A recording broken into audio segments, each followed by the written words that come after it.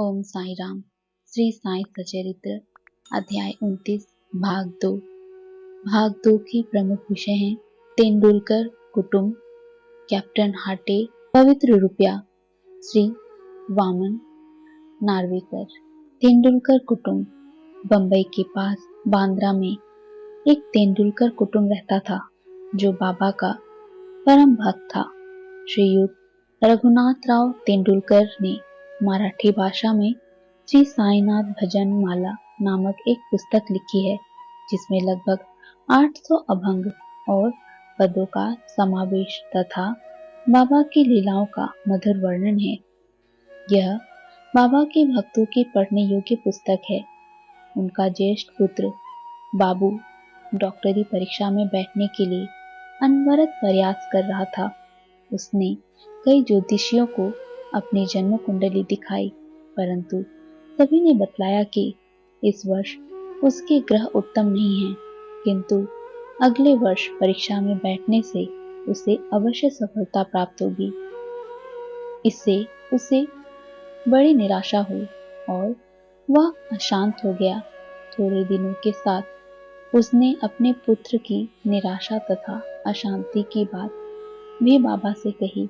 उनके पुत्र को कुछ दिनों के पश्चात ही परीक्षा में बैठना था।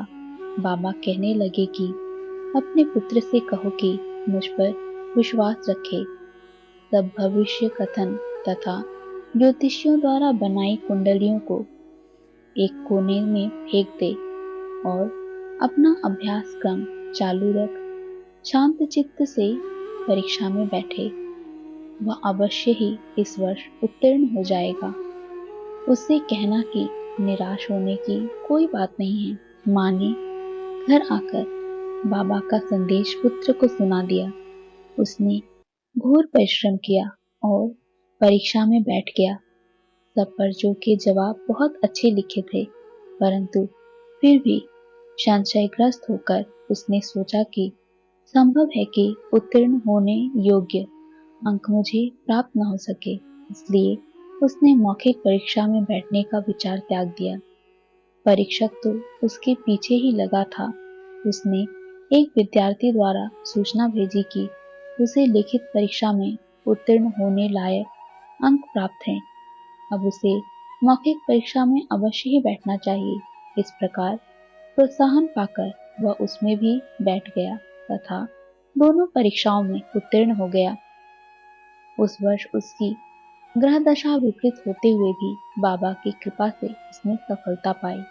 यहाँ केवल इतनी ही बात ध्यान देने योग्य है कि कष्ट और संशय की उत्पत्ति अंत में दृढ़ विश्वास में परिणत हो जाती है। जैसे भी हो, परीक्षा तो होती ही है, परंतु यदि हम बाबा पर दृढ़ विश्वास और श्रद्धा रखकर प्रयत्न करते रहे तो हमें सफलता अवश्य ही मिलेगी। इसी बालक के पिता रघुनाथ राव बंबई के एक विदेशी व्यावसायिक फर्म में नौकरी करते थे। वे बहुत वृद्ध हो चुके थे और अपना कार्य सुचारू रूप से नहीं कर सकते थे, इसलिए वे अब छुट्टी लेकर विश्राम करना चाहते थे। छुट्टी लेने पर भी उनके शारीरिक स्वास्थ्य में कोई विशेष परिवर्तन न हुआ। अब यह आवश्यक था कि सेवानिवृत्ति की पूर्वकालिक छुट्टी ली जाए। एक वृद्ध और विश्वास पात्र नौकर होने के नाते प्रधान मैनेजर ने उन्हें पेंशन देकर सेवानिवृत्त करने का निर्णय किया। पेंशन कितनी दी जाए, यह प्रश्न विचाराधीन था। उन्हें 150 रुपये मासिक वेतन मिलता था। इस हिसाब से पेंशन हुई 75 रुपये, जो कि उनके कुटुंब के निर्वाह हेतु अपर्याप्त थी। इसलिए वे बड़े चिंतित थे। निर्णय होने के 15 दिन पूर्व बाबा ने श्रीमती तेंदुलकर को स्वप्न में दर्शन देकर कहा कि मेरी इच्छा है कि पेंशन 100 रुपये दी जाए, क्या तुम्हें संतोष होगा? श्रीमती तेंदुलकर ने कहा कि बाबा, मुझ दासी से आप क्या पूछते हैं? हमें तो आपके श्री चरणों में पूर्ण विश्वास है। यद्यपि बाबा ने 100 रुपये कहे थे, परंतु उसे विशेष प्रकरण समझकर 10 रुपये अधिक अर्थात 110 रुपये पेंशन निश्चित हुई। बाबा अपने भक्तों के लिए कितना अपरिमित स्नेह और कितनी चिंता रखते हैं। कैप्टन हाटे। बीकानेर के निवासी कैप्टन हाटे बाबा के परम भक्त थे। एक बार स्वप्न में बाबा ने उनसे पूछा कि क्या तुम्हें मेरी विस्मृति हो गई है। श्री हाटे ने उनके श्री चरणों से लिपटकर कहा कि यदि बालक अपनी माँ को भूल जाए तो क्या वह जीवित रह सकता है। इतना कहकर श्री हाटे शीघ्र बागीचे में जाकर कुछ बल पकड़ी अर्थात सेम तोड़ लाए और एक थाली में सीधा यानी सूखी भिक्षा तथा दक्षिणा रखकर बाबा को भेंट करने आए। उसी समय उनकी आंखें खुल गई और उन्हें ऐसा भान हुआ कि यह तो एक स्वप्न था। फिर वे सब वस्तुएं जो उन्हें स्वप्न में दिखी थी बाबा के पास शिरडी भेजने का निश्चय कर लिया।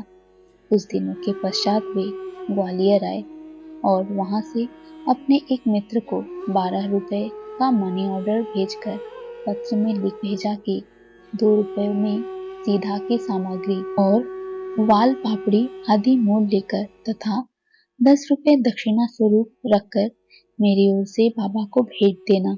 उनके मित्र ने शिरडी आकर सब वस्तुएं तो संग्रह कर ली, परंतु वाल पापड़ी प्राप्त करने में उन्हें अत्यंत कठिनाई हुई। थोड़ी देर के पश्चात ही उन्होंने एक स्त्री को सिर पर टोकरी रखे सामने से आते देखा। उन्हें यह देखकर अत्यंत आश्चर्य हुआ कि उस टोकरी में वाल पापड़ी के अतिरिक्त कुछ भी न था। तब उन्होंने वाल पापड़ी खरीदकर सब एकत्रित वस्तुएं लेकर मस्जिद में जाकर श्री हाटे की ओर से बाबा को भेंट कर दी। दूसरे दिन श्री निमोनकर ने उसका नैवेद्य अर्थात चावल और वाल पापड़ी की सब्जी तैयार कर बाबा को भोजन कराया। सब लोगों को बड़ा विस्मय हुआ कि बाबा ने भोजन में केवल वाल पापड़ी ही खाई और अन्य वस्तुओं को स्पर्श तक न किया। उनके मित्र द्वारा जब इस समाचार का पता कैप्टन हाटे को चला तो वे गदगद हो उठे और उनके हर्ष का पारावार न रहा। पवित्र रुपया। एक अन्य अवसर पर कैप्टन हाटे ने विचार किया कि बाबा के पवित्र कर कमलों द्वारा स्पर्शित 1 रुपया लाकर अपने घर में अवश्य ही रखना चाहिए। अचानक ही उनकी भेंट अपने एक मित्र से हो गई जो शिरडी जा रहे थे। उनके हाथ ही श्री हाटे ने 1 रुपया भेज दिया। शिरडी पहुंचने पर बाबा को यथा योग्य प्रणाम करने के पश्चात उसने दक्षिणा भेंट की, जिसे उन्होंने तुरंत ही अपनी जेब में रख लिया। तत्पश्चात उसने कैप्टन हाटे का रुपया भी अर्पण किया, जिसे वे हाथ में लेकर गौर से निहारने लगे। उन्होंने उसका अंकित चित्र ऊपर की ओर कर अंगूठे पर रख खनखनाया और अपने हाथ में लेकर देखने लगे। फिर वे उनके मित्र से कहने लगे कि उदी सहित यह रुपया अपने मित्र को लौटा देना। मुझे उनसे कुछ नहीं चाहिए। उनसे कहना कि वे आनंद पूर्वक रहे। मित्र ने ग्वालियर आकर वह रुपया हाटे को देकर वहां जो कुछ हुआ था वह सब उन्हें सुनाया। इसे सुनकर उन्हें बड़ी प्रसन्नता हुई और उन्होंने अनुभव किया कि बाबा सदैव उत्तम विचारों को प्रोत्साहित करते हैं। उनकी मनोकामना बाबा ने पूर्ण कर दी। श्री वामन नार्वेकर। पाठकगण, अब एक भिन्न कथा श्रवण करें। एक महाशय जिसका नाम वामन नार्वेकर था, उनकी साईं चरणों में प्रगाढ़ प्रीति थी। एक बार वे एक ऐसी मुद्रा लाए जिसके एक ओर राम, लक्ष्मण और सीता तथा दूसरी ओर करवध मुद्रा में मारुति का चित्र अंकित था।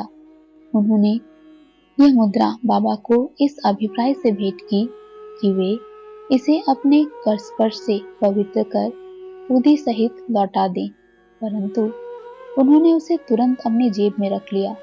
श्यामा ने वामन राव की इच्छा बताकर उनसे मुद्रा वापस करने का अनुरोध किया। तब वे वामन राव के सामने ही कहने लगे कि यह भला उनको क्यों लौटाई जाए, इसे तो हमें अपने पास ही रखना चाहिए। यदि वे इसके बदले में 25 रुपया देना स्वीकार करे तो मैं इसे लौटा दूंगा। वह मुद्रा वापस पाने के हेतु श्री वामन राव ने 25 रुपए एकत्रित कर उन्हें भेंट किए। तब बाबा कहने लगे कि इस मुद्रा का मूल्य तो 25 रुपयों से कहीं अधिक है। श्यामा, तुम इसे अपने भंडार में जमा करके अपने देवालय में प्रतिष्ठित कर इसका नित्य पूजन करो। किसी का साहस न था कि वे यह पूछ ले कि उन्होंने ऐसी नीति क्यों अपनाई। यह तो केवल बाबा ही जाने कि किसके लिए, कब और क्या उपयुक्त है। ओम साई राम।